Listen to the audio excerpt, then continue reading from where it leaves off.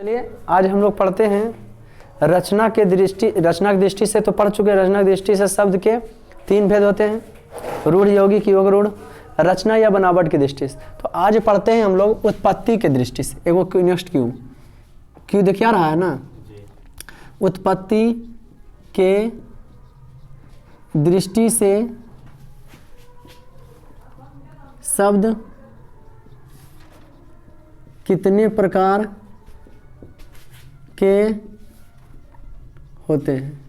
उत्पत्ति की दृष्टि शब्द कितने प्रकार के होते हैं। क्वेश्चन ये क्या है बाबू, क्वेश्चन है कि उत्पत्ति की दृष्टि से शब्द कितने प्रकार के होते हैं।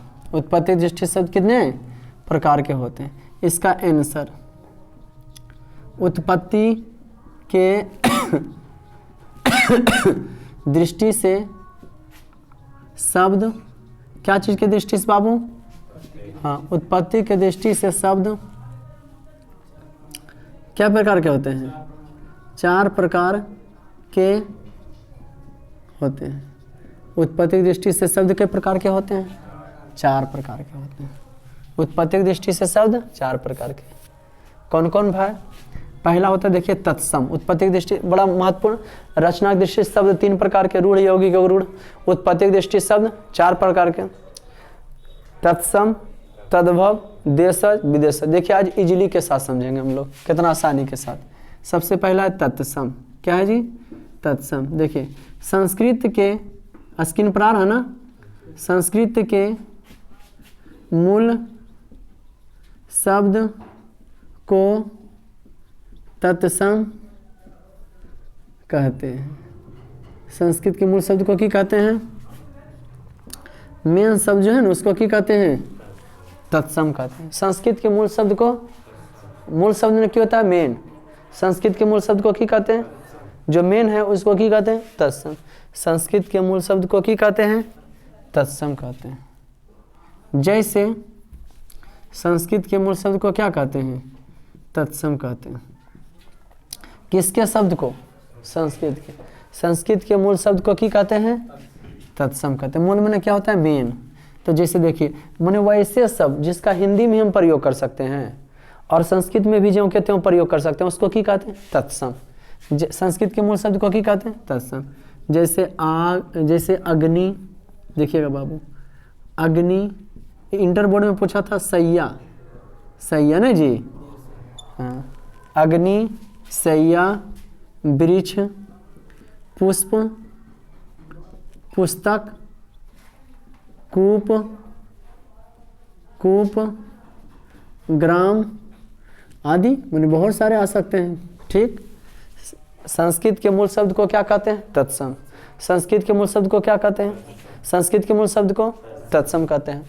संस्कृत के मूल शब्द को क्या कहते हैं, तत्सम। जैसे अग्नि, सया, वृक्ष, पुष्प, पुस्तक, कूप, ग्राम आदि। संस्कृत के मूल शब्द को क्या कहते हैं। कोई दिक्कत बाबू, गुड।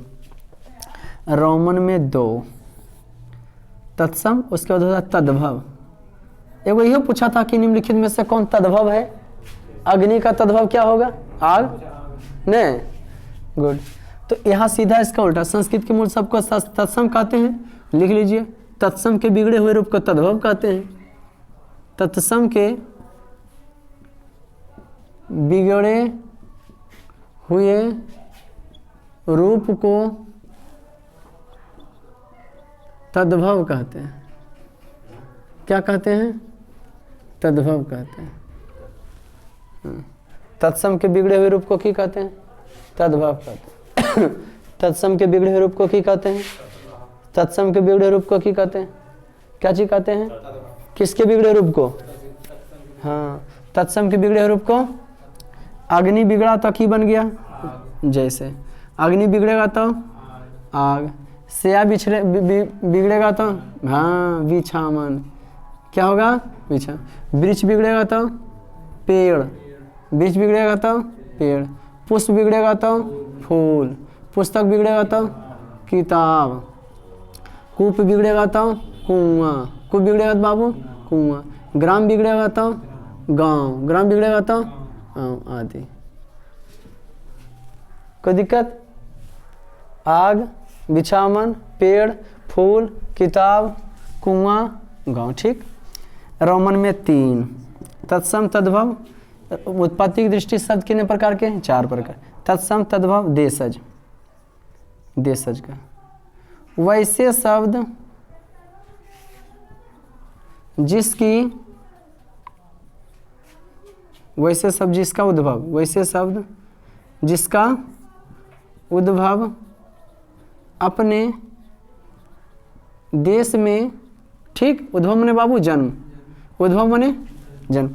वैसे शब्द जिसका उद्भव अपने देश में हुआ हो तो उसे देशज कहते हैं। तो उसे की कहते हैं बउआ? हाँ, वैसे शब्द जिसका उद्भव अपने देश में हुआ उसे की कहते हैं? देशज शब्द का। तो उसे क्या कहते हैं? देशज। जैसे पगड़ी, टोपी, डिबिया आदि, मैंने और सभी। कोई दिक्कत बाबू? ये सब कहाँ इस्तेमाल होता है? वैसे सब जिसका उद्भव अपने देश में हुआ उससे की कहते हैं? देशज। जिससे पगड़ी, टोपी, डिबिया कितनी आसान अक्षर सरल रूप से होता है। चौथा विदेशज, विदेशज, विदेशज। वैसे शब्द जिसका उत्पत्ति, हाँ उद्भव, वैसे शब्द जिसका वैसे शब्द जिसका उद्भव विदेश में हुआ हो तो उसे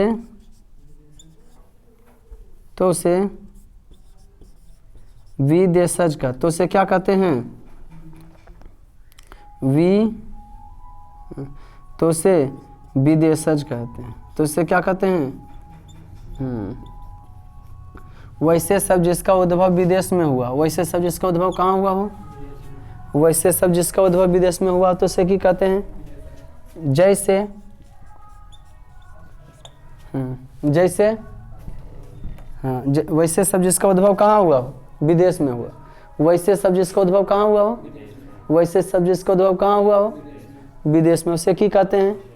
विदेशज कहते। जैसे स्कूल, विद्यालय, स्कूल हो गया ना, उसके बाद का क्या? स्टेशन, स्टेशन है ना, मोबाइल, मोबाइल, ये सब क्या है? विदेशज शब्द है।